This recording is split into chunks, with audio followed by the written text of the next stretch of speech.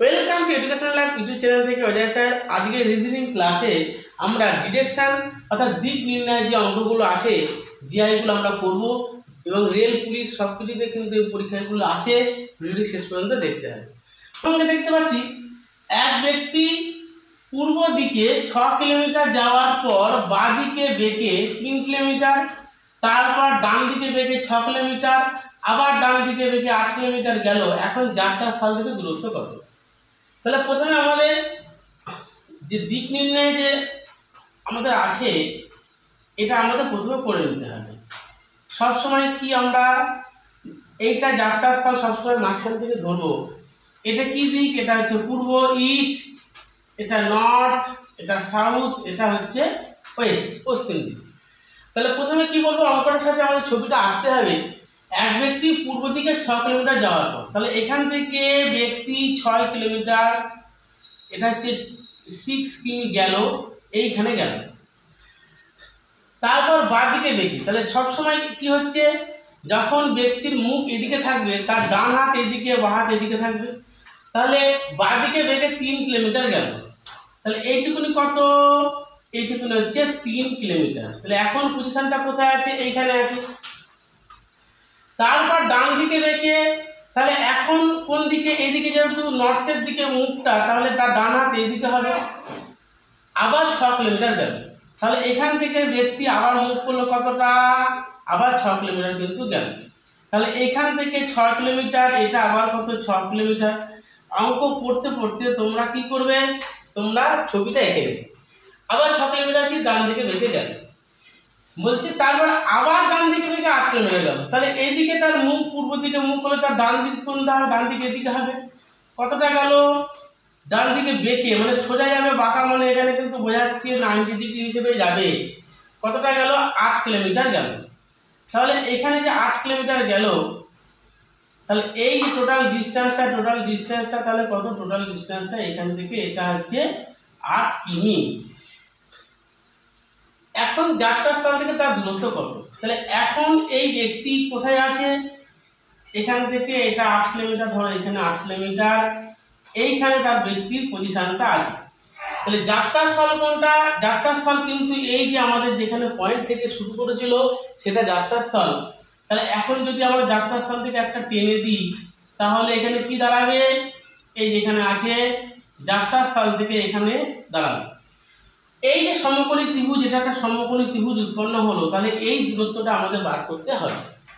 এখন প্রশ্ন হচ্ছে এটা 3 কিলোমিটার, তাহলে এটাও নিশ্চয়ই কত? এইটুকুনি 3 কিলোমিটার হবে। এখান থেকে এইটুকু 3 কিলোমিটার।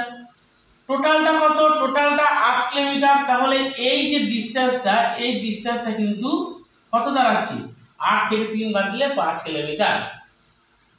আরেকটা বিষয় বুঝতে হবে যে এই যে 6 কিলোমিটার এখানে সোজা যাওয়ার পরে আবার যখন এরকম যাচ্ছে, অর্থাৎ এইটা সমান্তরাল সরলরেখার মধ্যে পড়ে, তাহলে এটা 6 কিলোমিটার, এটা 6 কিলোমিটার। তাহলে টোটাল ডিস্টেন্সটা কত? এইখান থেকে এই ডিস্টেন্সটা কিন্তু 6 প্লাস 6, অর্থাৎ এই টোটাল ডিস্টেন্সটা কিন্তু 12 কিলোমিটার। তাহলে এই যে সমকোণী ত্রিভুজটাকে যদি আমরা এখানে পরিষ্কার করে এখানে আঁকি, সমকোণী ত্রিভুজটাকে আমরা এখানে পেলাম, কি পেলাম? সমকোণী ত্রিভুজটাকে পেলাম, নিচেরটা কত? 12 কিলোমিটার, উপরেরটা কত? 5 কিলোমিটার। সমকোণী ত্রিভুজের আমরা যে ফর্মুলাটা জানি, পিথাগোরাসের ফর্মুলা, যে অতিভুজ স্কয়ার সমান লম্ব স্কয়ার প্লাস ভূমি স্কয়ার। তাহলে এই যে দূরত্বটা, এই যে একটা সমকোণী ত্রিভুজ উৎপন্ন হয়েছে, এই দূরত্বটা কিন্তু বার করতে গেলে এটা অতিভুজের ফর্মুলাটা আমরা কি জানি, যে অতিভুজ ইকুয়াল টু লম্ব স্কয়ার, তাহলে 5 স্কয়ার প্লাস ভূমি স্কয়ার 12 স্কয়ার। তাহলে রুটের মধ্যে কত দাঁড়াচ্ছে? রুটের মধ্যে দাঁড়াচ্ছে 25 প্লাস 144, 169 ইকুয়াল টু 13 কিলোমিটার এখানে আছে।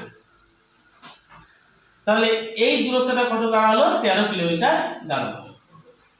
পরের অঙ্কটা দেখতে পাচ্ছি এক ব্যক্তি উত্তর দিকে 10 কিলোমিটার যাওয়ার পর ঘড়ির কাঁটার বিপরীতে 135 ডিগ্রি ঘুরলো। তারপর ঘড়ির কাঁটার দিকে 90 ডিগ্রি ঘুরলে এখন সে কোন দিকে মুখ করে আছে? তাহলে এই অঙ্কটা করার ক্ষেত্রে আমরা কি করব? ডিরেকশন আমাদের যে আছে সেটা টেনে নেব। এটা কত? এটা হচ্ছে ইস্ট, এটা হচ্ছে নর্থ, এটা ওয়েস্ট, এটা হচ্ছে সাউথ। ব্যক্তি উত্তর দিকে 10 কিলোমিটার গেল, তাহলে এখানে কোথায় গেল? এখানে 10 কিলোমিটার, এখানে তার পজিশন আছে, এইটুকুনি হচ্ছে 10 কিলোমিটার। তারপরে ঘড়ির কাঁটার বিপরীত দিকে, আমরা ঘড়ি যখন আঁকি, এই যে ঘড়ির যে কাঁটা, সেই ঘড়ির কাঁটার কোণ এখানে 12টা থেকে এই ঘড়ির কাঁটা বলতে এই দিকে হচ্ছে ঘড়ির কাঁটার দিকে, আর এদিকে হচ্ছে ঘড়ির কাঁটার বিপরীত দিকে।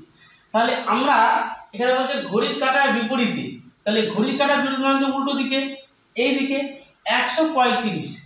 আমরা জানি এখান থেকে এটা 90 ডিগ্রি, তাহলে কিভাবে ঘুরলো? এটা হচ্ছে 90 ডিগ্রি হলো, এবং 90 এর সাথে 45 যোগ করলে কত হয়? 135 হয়। অর্থাৎ এখন তাহলে কোন দিকে আছে? এই পর্যন্ত এসছে। তাহলে ডিরেকশনটা কোনটা? ঘড়ির কাঁটার বিপরীত দিকে ঘুরে এইখানে এসছে।